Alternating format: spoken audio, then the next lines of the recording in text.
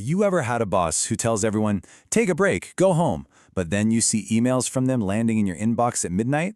Yeah, that disconnect, that's exactly what we're diving into today. We're going to explore the really powerful and often unspoken link between a leader's own habits and the well-being of their entire team. So, let's get into it. It really all boils down to this single idea. It sounds so simple, right? But this isn't just some catchy phrase. It's like a fundamental truth of how teams actually operate. What a leader does, not just what they say they believe in, that's what sets the real standard for everybody else. So, let's talk about this idea of the leader's shadow. Think about it. Your influence as a leader, well, it casts this huge shadow over your whole team. And that shadow isn't shaped by what's written in some employee handbook, no way. It's cast by your daily actions, your habits, your gut reactions. And it's in that shadow that the real team culture gets formed, for better or for worse.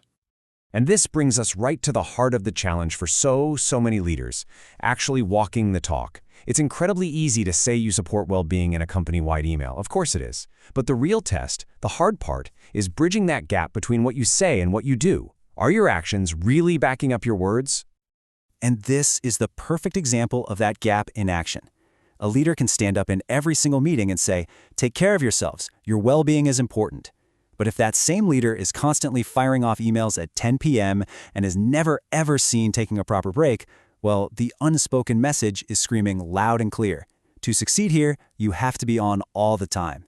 And guess which message wins every single time? Yeah, the unspoken one.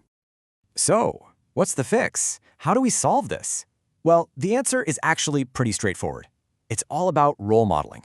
This is, hands down, the most authentic and powerful tool a leader has. It's not about telling, it's about showing. It's about consciously demonstrating the exact behaviors you want to see and making healthy habits a visible, normal part of the culture. Okay, so you're probably thinking, great, I get it, but what do I actually do? And the good news is you don't need to launch some massive, complicated new initiative. It all starts with really small, consistent, and visible actions. So let's break down 3 specific habits that can create real, lasting change. So here they are. Respecting boundaries, taking your breaks where people can see you, and sharing openly. Now, each one might seem kind of simple on its own, but together, they create a really powerful shift. Let's dive into that first one. All right, habit number 1, respect boundaries. This is huge. It's all about actively and visibly switching off. When a leader makes a point of not sending emails after 6 p.m. or uses a schedule send feature, it sends a massive signal. See, it's not just about them getting a break. It's about giving the entire team unspoken permission to protect their own personal time. It says when the day is done, it is really done. Next up, habit 2. Take your breaks and make sure people see you do it. The key word there is visibly. This isn't about showing off, it's about giving permission. So instead of eating a sad sandwich at your desk, block off an hour on your calendar and label it lunch. Let people know, hey team, I'm stepping away for a walk to clear my head. When your team sees you prioritize rest, it dismantles that toxic idea that you have to be grinding 24/7 to be a top performer. And finally, habit 3. And honestly, this one might be the most powerful of all. Share openly. When a leader talks about their own well-being, maybe mentioning they're taking a mental health day, or that they find seeing a therapist really helps manage stress, whoa, it completely changes the game. It signals to everyone that it's safe to be human here. It rips the stigma away from these conversations and builds true psychological safety. So I want you to start thinking about this not as just another management tactic to learn. This is a real opportunity to define your leadership. By consciously modeling these behaviors, you're doing so much more than just trying to improve productivity. You're creating a healthier, more human, and more sustainable place to work.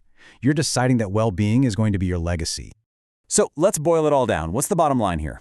It's pretty simple. First, your personal habits are your team's culture. Period. Second, what people see you do will always drown out what you say. And third, don't ever underestimate the small stuff. Those tiny, intentional changes you make can create a massive positive ripple effect across the entire organization. So, I'll leave you with this question to think about. Go back in your own career. Who's one leader you've had that you've seen model well-being really well?